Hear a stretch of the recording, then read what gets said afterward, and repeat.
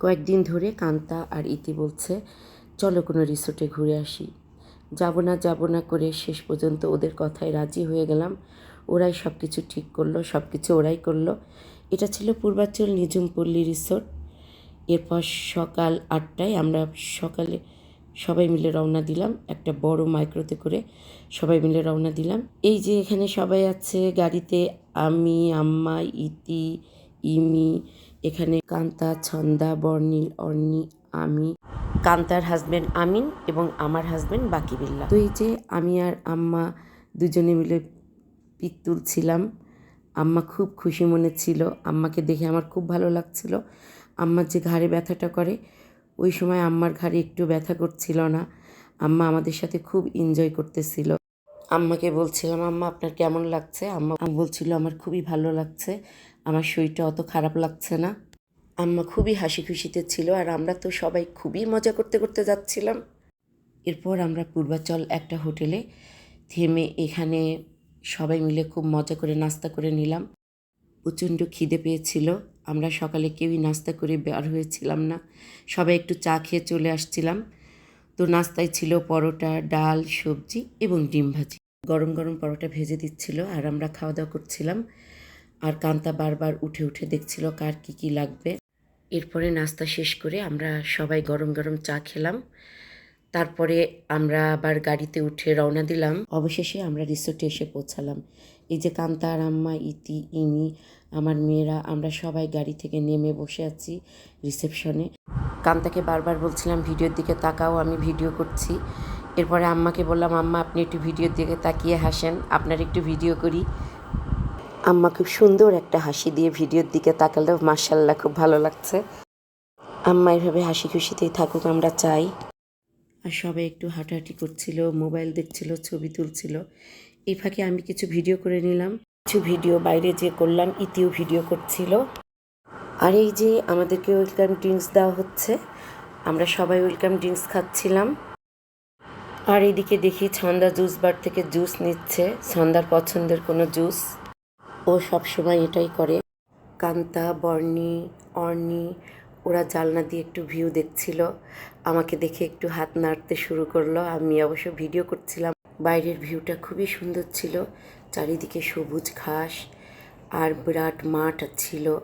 সুন্দর সুন্দর ভিউ দেখে আমরা সবাই একটু ছবি তুলে নিলাম। এরপরে আমাদেরকে যে রুম দেওয়া হয়েছিল, আমরা সেখানে এসে সবাই মিলে বসলাম, সেখানে একটু রেস্ট করলাম। এই যে আমরা সবাই বসে আছি এখানে। আসলে আম্মা তো অসুস্থ, বেশিক্ষণ বসে থাকতে পারবে না, এই জন্য রুমে এসে আমরা আম্মাকে তাড়াতাড়ি শুইয়ে দিলাম।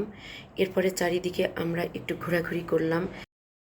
প্রচণ্ড গরম ছিল, মনে হচ্ছিল না বাইরে ঘোরাঘুরি করি। তো কী আর করা, যেহেতু ঘুরতে আসছি তাই মেনে নিতে হচ্ছিল। এত গরমে ভাবলাম সুইমিং করলে শান্তি লাগবে, তো আমরা তাড়াতাড়ি সুইমিংয়ে নেমে গেলাম। আমরা সবাই অনেক এনজয় করলাম, সুইমিংয়ে বেশ আরাম লাগতেছিল। এরপরে সবাই ফ্রেশ হয়ে খেতে চলে আসলাম রেস্টুরেন্টে। সব কিছু 2টার মধ্যে রেডি করছে ওরা, আমরা বলে রাখছিলাম। সবাই সেট মেনু খেলো, শুধু আমার হাজব্যান্ড আর কান্তার হাজব্যান্ড বাঙালি খাবার খেলো, কারণ এই খাবারগুলো ওরা পছন্দ করে না। ওরা মাছ, ডাল, সবজি, ভর্তা এগুলো নিয়েছিল। সুইমিংয়ের পর আমাদের প্রচণ্ড খিদে পেয়েছিল, আমরা গোরগ্রাসে খাওয়া দাওয়া করতেছিলাম, সবাই একসাথে বসে খাওয়া দাওয়া করছিলাম আর এনজয় করছিলাম, কী যে ভালো লাগতেছিল। এখানে আম্মা, ইতি, পাশে কান্তা, আমিন, ছন্দা, ইমি, বর্ণিল এবং আমাদের অর্ণি, তারপরে আমার হাজব্যান্ড বাকিবিল্লা। আমার হাজব্যান্ড বারবার বলছিল মাছটা অনেক মজা হয়েছে, একটু খেয়ে দেখ। তারপরে এই যে আমি এখানে বসে খাচ্ছি, আমার হাজব্যান্ডের পাশেই বসেছি। কান্তাকে বললাম একটু এইদিকে তাকাও, কান্তা একটু ভিডিওর দিকে তাকাও। তো এই যে খাওয়া দাওয়া শেষ করে আমরা রুমে যেয়ে আবার রেস্ট করতে গেলাম। এরপরে আমাদের জন্য ছিল ইভিনিং স্ন্যাক্স। ইভিনিং স্ন্যাক্সে দেওয়া হয়েছিল চা, কফি, স্যান্ডউইচ। স্যান্ডউইচটা খুবই মজা ছিল। তো আমরা সবাই তাড়াতাড়ি খাওয়া শেষ করলাম, যেহেতু সন্ধ্যা লেগে যাচ্ছে, আমরা এখন ফিরে যাব। আম্মা কিছু খাবে না, এই জন্য আম্মা এক সাইডে চুপ করে বসেছিল। আমরা রুমের জিনিসপত্র সব একবারেই নিয়ে এসেছিলাম, যেহেতু আমরা চলে যাব চা নাস্তার পরে।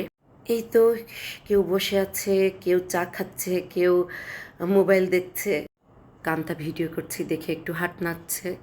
আর এই যে আমার হাজব্যান্ড, আর এই যে আমার ছোট বোন ইতি। তো এই তো ওয়েট করছি, এখন চলে যাব। সবাই মিলে অনেক মজা করলাম, এই তো স্মৃতিটাই থেকে যাবে। এরপরে গাড়িতে উঠে চলে আসলাম নীলা মার্কেটে। এখানে কিছু সবজি, লটকন, শসা, কলা এগুলো একটু কেনাকাটা করলাম। এরপরে বাসার উদ্দেশ্যে রওনা দিলাম। আজকের পারিবারিক ভ্রমণটা সত্যি অনেক স্মরণীয় ছিল। একসঙ্গে হাসি, আড্ডা, ছবি তোলা আর সুন্দর মুহূর্তগুলো সারা জীবন মনে থাকবে। এখন ফিরে যাওয়ার সময় মনটা খুবই খারাপ লাগছে, কিন্তু সাথে করে নিয়ে যাচ্ছি অনেক স্মৃতি। আলহামদুলিল্লাহ, সবাই ভালোভাবে সময় কাটাতে পেরেছি। আপনারা সবাই আমার জন্য দোয়া করবেন। সবাই লাইক, কমেন্ট, শেয়ার করতে ভুলবেন না। আবার নতুন কোনো ব্লগে দেখা হবে। সবাই ভালো থাকুন। আল্লাহ হাফেজ।